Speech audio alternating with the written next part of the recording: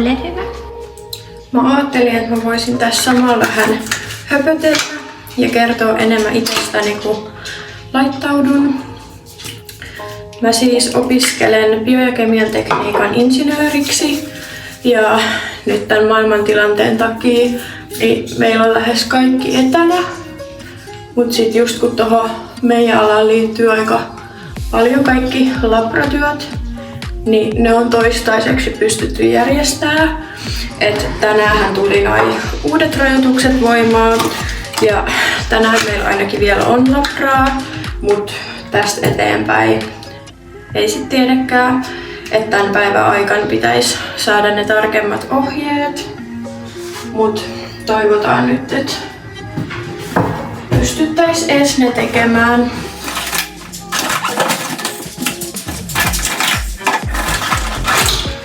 Mä menen nyt yhden aikaa koululle. Meillä on semmonen projekti, missä me tutkitaan muovien mikrobiologista puhtautta. Ja meidän pitäisi mennä labraan just kattoo, että mitä kaikkia välineitä me voidaan käyttää siihen ja vähän niinku tarkempaa suunnitelmaa. Ja sit heti sen jälkeen meillä on sähkötekniikan, mä en tiedä voiko sanoa sitä labratyöskentelyksi, mut siis että tehdään käytännössä kaikki viritelmiä.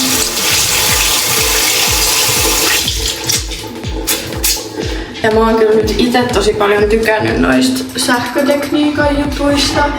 Et en ois kyllä uskonut, mut ne on ollut tosi kivoja.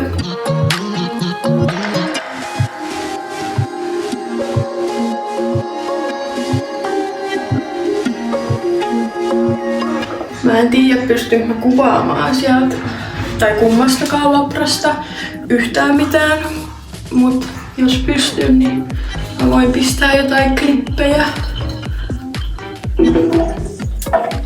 On muuten vaikea puhua ja meikata samaan aikaan. Jos mulla on aikaa selittää. Mä opiskelen siis toista vuotta, mut nyt mä oon ottanut aika paljon ylimääräisiä kursseja. Et just sais paperit käteen mahdollisimman nopeasti, koska ei tiedä yhtään kuinka on tää tilanne kestää. Ja sit kuitenkin mä teen töitä nyt koko ajan samaan aikaan tekniikan alalla. Niin pystyis sit just panostaa kaikkeen muuhun paljon enemmän.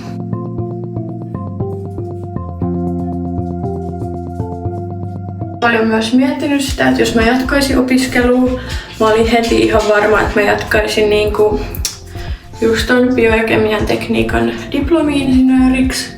Mut sit kun mä sain heti ekan kesän työpaikan niinku ohjelmistokehityksen parissa, kiva unto sättää tossa vieressä. Mitä sinä teet?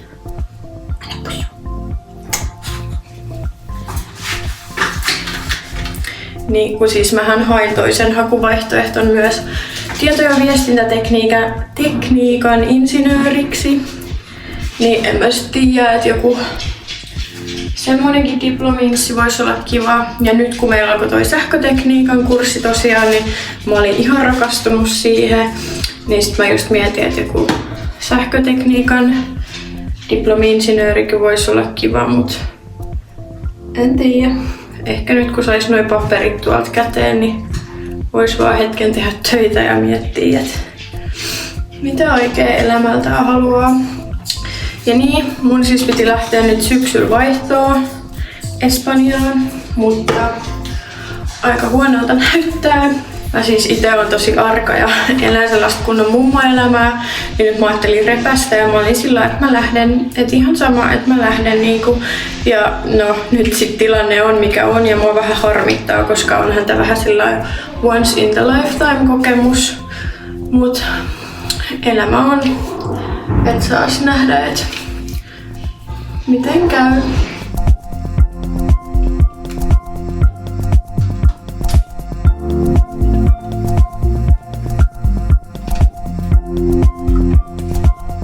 Mut niin, mun päivät koostuu siis pitkälti siitä, että yleensä aamupäivisin mulla on just noita etäluentoja. Sit mä saatan tehdä vähän töitä ja treenaa ja sit mulla on noi koirat just, mitkä vie kans aika paljon aikaa.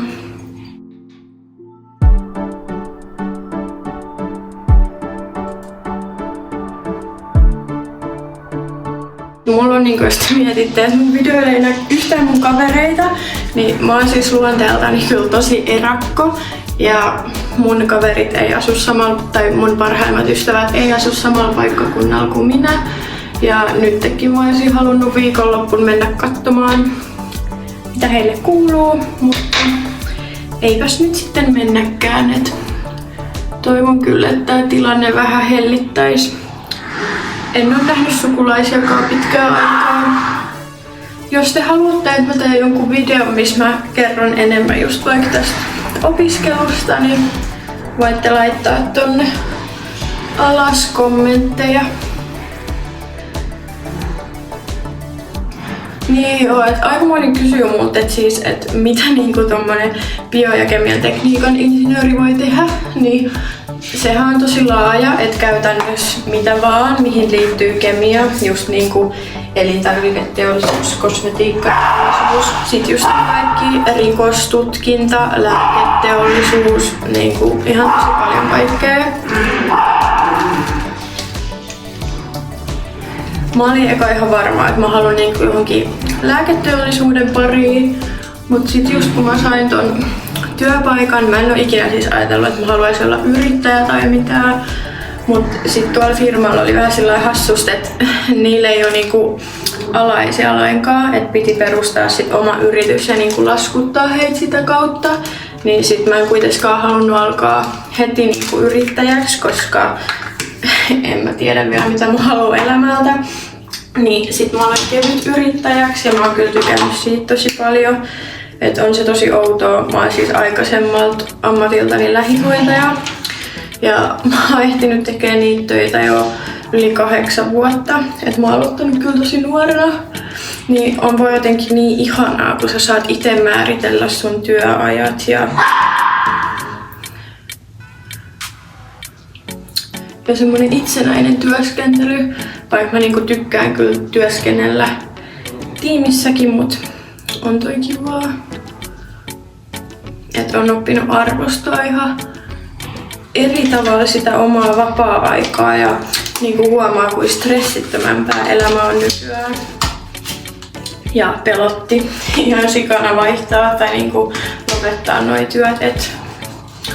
Mut niinhän sitä sanotaan, että aina pitäisi haastaa itseään, että tehdä asioita, mitkä pelottaa.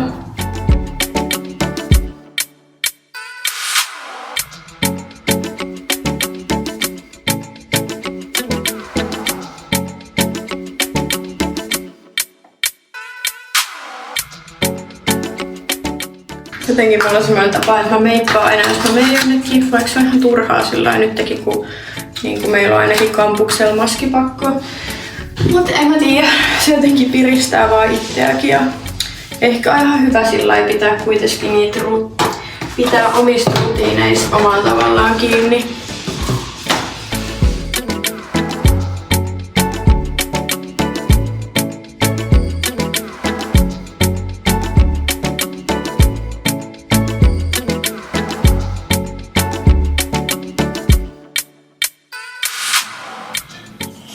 Niin ja sit jos joku miettii, että miten tää poikkeustilanne niinku vaikuttaa muhun, niin ei sillä mitenkään erityisesti, että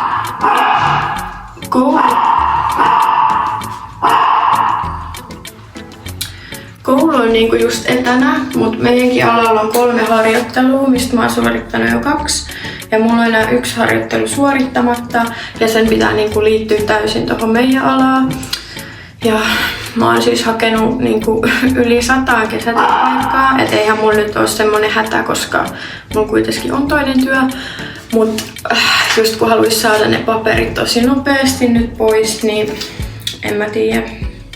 Ois kyllä kiva saada joku, tai se harjoittelu suoritettua. Mekin kyllä niinku voidaan tehdä se koulun kautta, koulun labrassa, mut kyllä mä haluaisin nähdä ns. Sitä kunnon työelämää myös, et ehkä ne tulevaisuuden suunnitelmat sitten vähän selkenis. Mutta katsotaan mitä elämä tuo.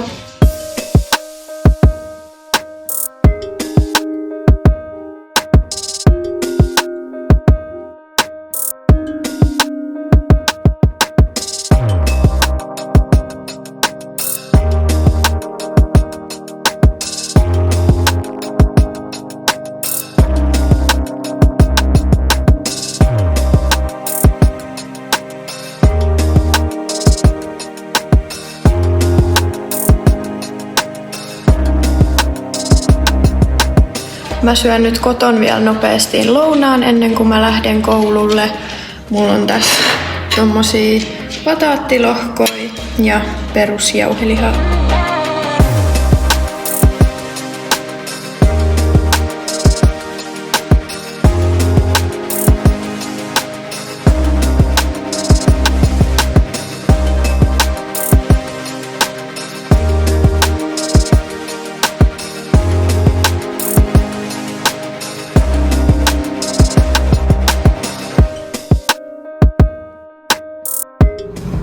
Mä oon just menossa kotiin, koulu on ohi ja tosiaan mulla piti olla huomennakin labraa, mutta tuli viestiä, että se on nyt näiden uusien rajoitusten takia peruttu. Ja mä en tosta ekasta labrasta myöskään kuvannut mitään, meillä oli aika kiire.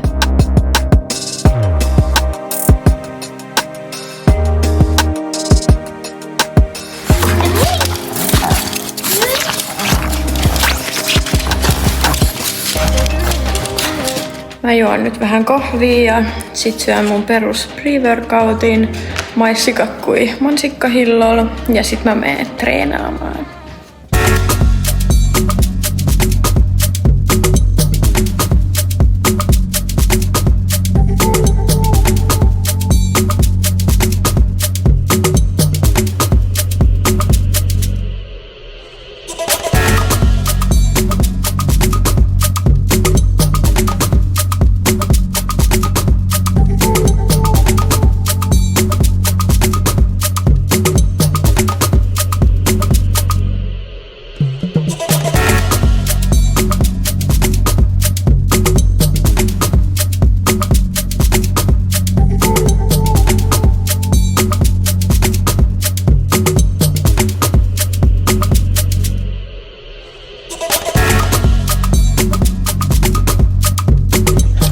Treeni on nyt tehty. Mä alan syömään ja käyn suihkussa ja sit mä menen vielä koirien kanssa ulos. Kiitos, että katsoit tämän videon.